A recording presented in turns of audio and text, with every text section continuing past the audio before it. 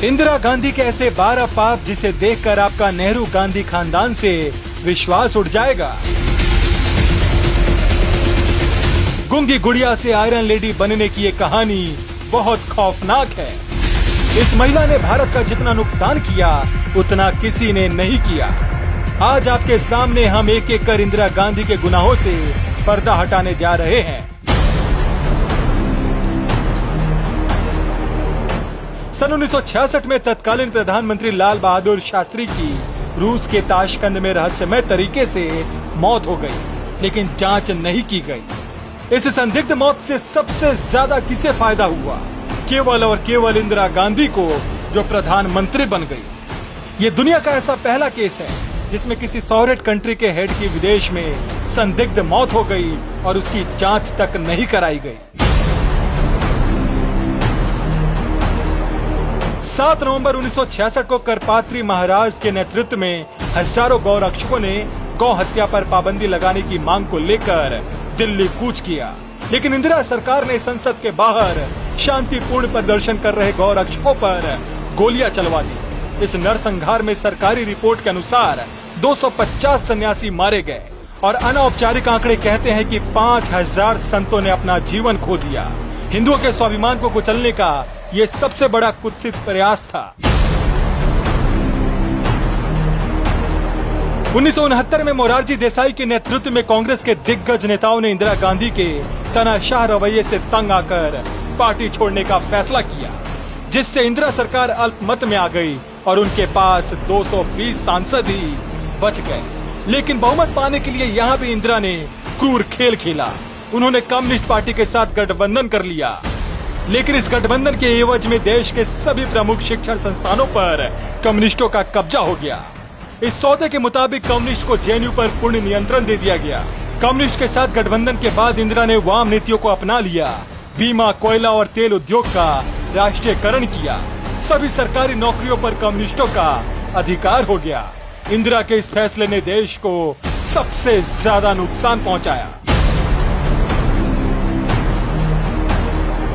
1974 में इंदिरा गांधी ने बिरला और टाटा जैसे टॉप बिजनेस ग्रुप के साथ संबंध तनावपूर्ण बना दिया।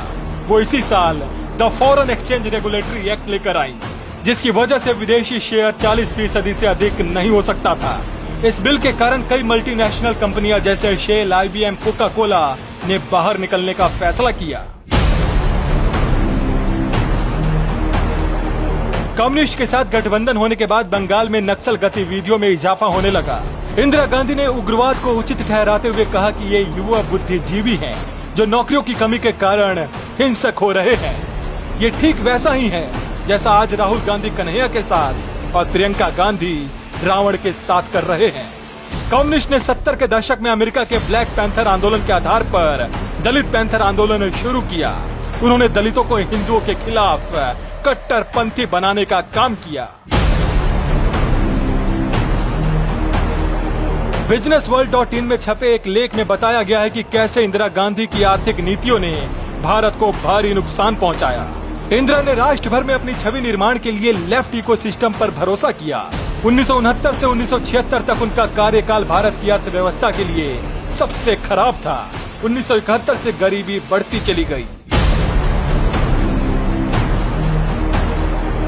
1971 में इंदिरा गांधी ने प्रिवी पर्स को समाप्त कर दिया। ये शाही परिवारों के साथ एक समझौता था, जिन्होंने भारत में अपनी रियासतों का विलय कर दिया था। हमने उनकी जमीनों का अधिग्रहण तो किया, लेकिन बदले में उन्हें कुछ नहीं दिया। जबकि 1976 में मुस्लिम तुष्टीकरण की राजनीति करते हुए इंदिरा गांधी ने सभी अधिकृत जमीन वक्फ बोर्ड को वापस लौटाने का फैसला किया।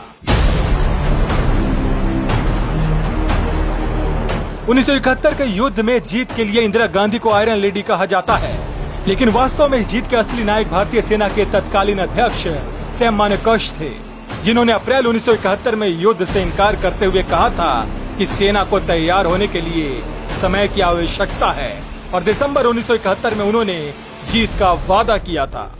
जनरल सैम ने अपना काम करते हुए 90,000 पाक सैनिकों को पकड़ा और पाकिस्तान को करारी शिकस्त दी। अब गेंद इंदिरा के पाले में थी। वे 1972 के शिमला समझौते के तहत कश्मीर मुद्दे को आसानी से सुलझा सकती थी, लेकिन उन्होंने LOC पर सहमति जताते हुए इसे और भी खराब कर दिया। आज कुछ मूर्ख कांग्रेस पर भ्रष्टाचार के आरोपों पर पर्दा डालने के लिए मोदी सरकार को जिम्मेदार ठहराते हैं, जबकि सच्चाई ये है कि इंदिरा गांधी ने ही न्यायपालिका को तहस नहस करने का काम किया। इंदिरा ने 1973 में 3 वरिष्ठ न्यायाधीशों को दरकिनार कर एक लचीले न्यायाधीश को चीफ जस्टिस ऑफ इंडिया नियुक्त किया। सुप्रीम कोर्ट के इतिहास में इसे आज भी काला दिन के रूप में याद किया जाता है। 1975 में इंदिरा गांधी ने देश में आपातकाल थोप दिया। दरअसल 1971 में रायबरेली सीट से चुनाव जीतने के लिए इंदिरा गांधी ने सरकारी तंत्र का गलत इस्तेमाल किया था। यहां से चुनाव हारने वाले राज नारायण की याचिका पर इलाहाबाद हाई कोर्ट ने इंदिरा को दोषी माना। इसे देखते हुए इंदिरा गांधी ने न केवल न्यायपालिका को ध्वस्त करने की साजिश रची, बल्कि पूरे देश पर आपातकाल थोप दिया।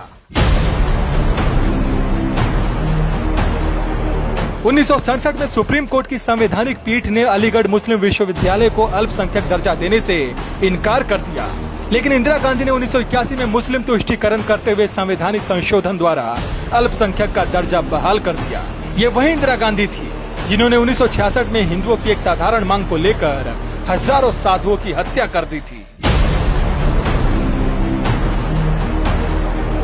नक्सलियों और दलितों को कट्टर बनाने के बाद आरोप है कि इंदिरा गांधी ने पंजाब में भिंडरावाले को खड़ा किया, जो बाद में उनके नियंत्रण से भी परे चला गया।